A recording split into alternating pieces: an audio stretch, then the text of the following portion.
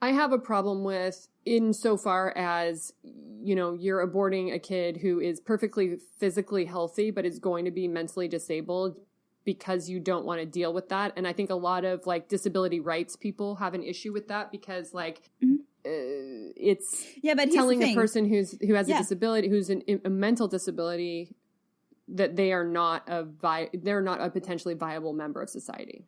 But here's the thing. If you want people to actually carry pregnancies to terms that, you know, fetuses that are disabled. And first of all, I have to say that in Austria, when you want to have an abortion, like in the context of an embryopathische Indikation, so then it needs to be like a very, very severe disability. Sure. And there's a commission of medical professionals who then together decide whether the case is severe enough. And it's mostly fetuses who can't survive without, like, outside of the woman's body, or who would be in pain all of their lives and stuff like that. So the thing with Down syndrome fetuses being aborted, you know, if you want people to carry those pregnancies to terms, you need to create a system where people can actually raise children that are disabled. Oh, agreed.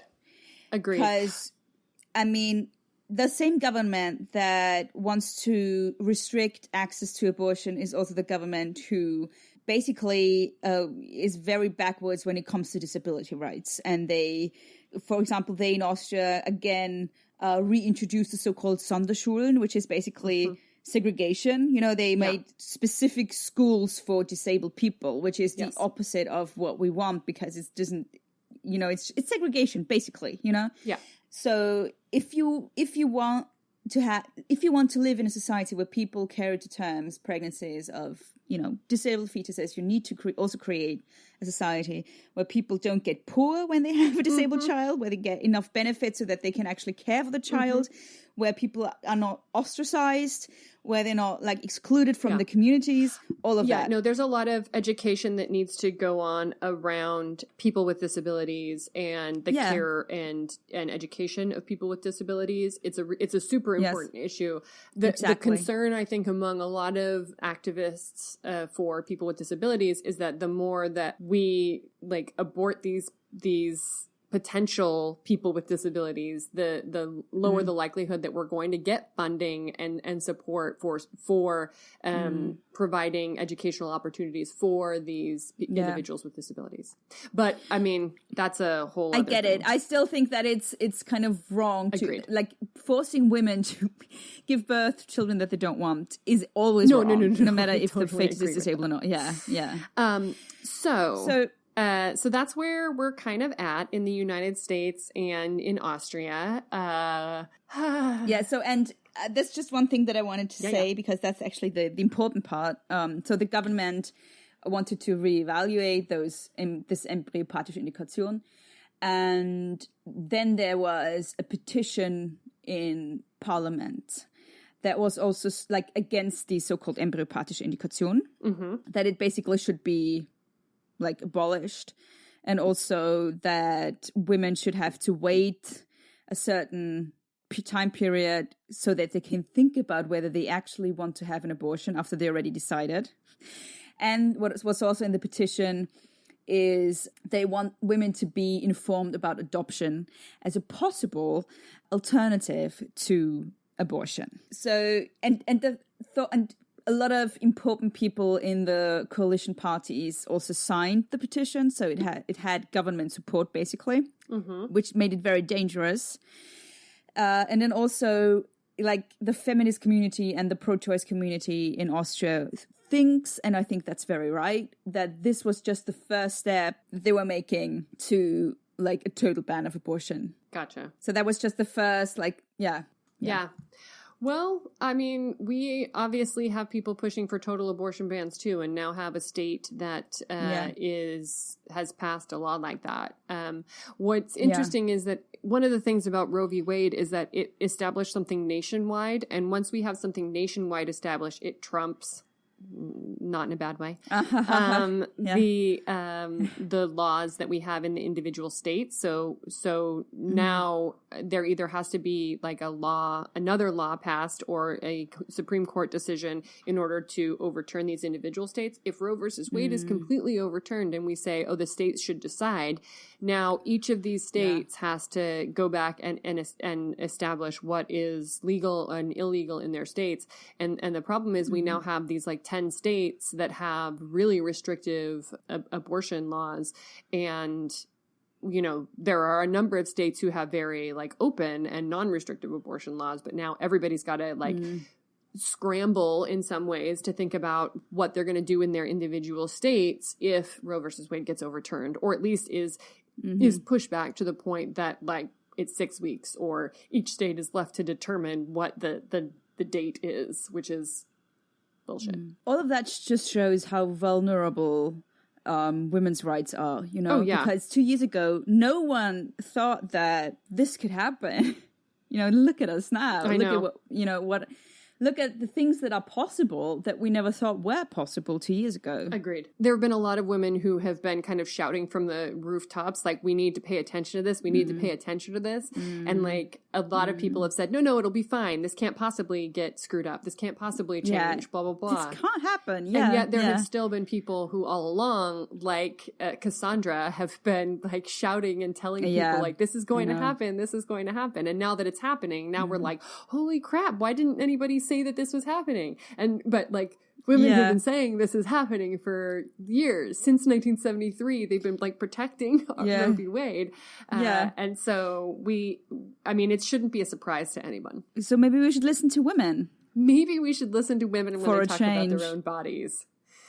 Yeah, maybe. Maybe. Ugh, it's so depressing. It is depressing. But, you know, there are a lot of organizations out there that are providing both support for women who are looking for abortions, who are in these states where they are. I mean, this is something we shouldn't have to do, but this is something that we are doing, and there are organizations popping up so that if women in these states, if these laws actually end up passing and becoming law in these states, then they have the support of women who will house them and help pay for their medical care if they need to go out of state to get things taken care of. Yeah. And there's one address that I want to tell people.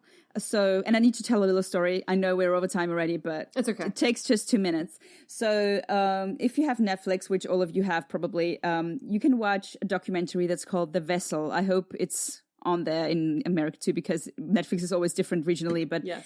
The Vessel. And The Vessel is about an organization that's called Women on Waves. And it's an organization that basically bought from the Netherlands, a woman from the Netherlands who basically bought a boat. Oh, she's the abortion boat. Doctor. Yeah.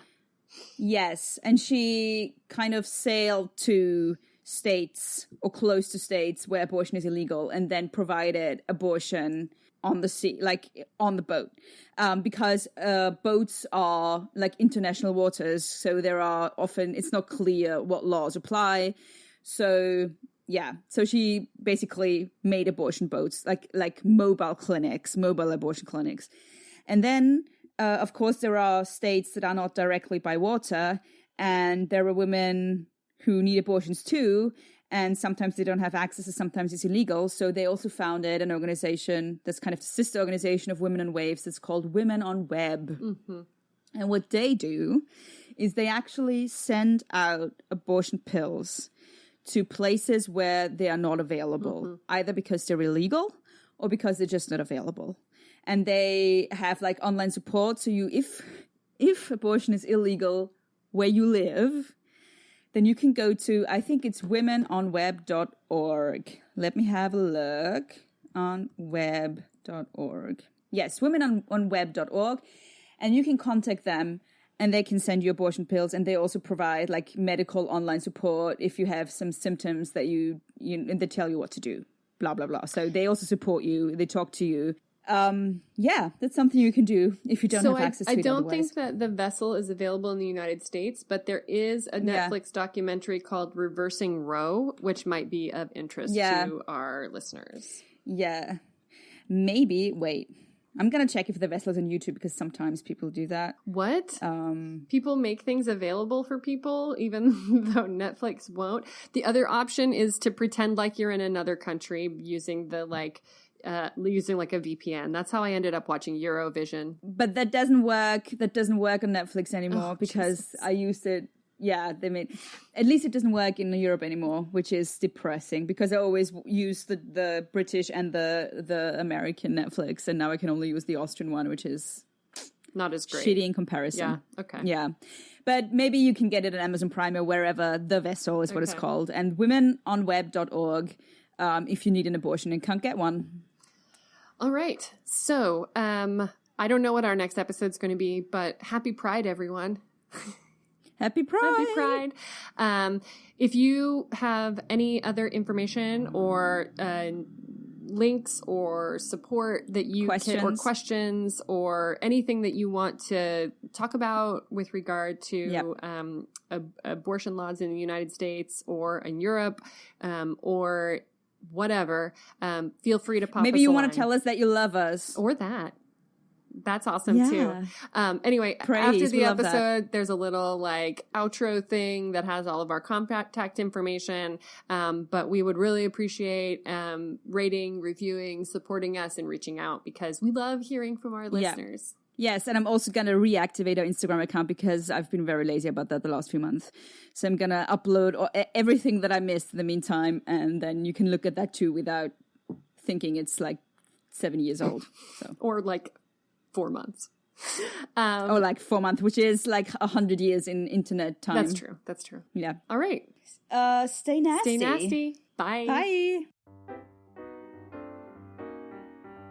Thank you for listening to She Who Persisted, the Nasty Podcast. If you want to reach out to us on social media, you can reach us on our Facebook page, She Who Persisted, the Nasty Podcast, the Facebook discussion group, Persisters, the She Who Persisted group, on Instagram at She Who Persisted, on Twitter, She Persisted Pod, or via email at shewhopersistedpodcast@gmail.com.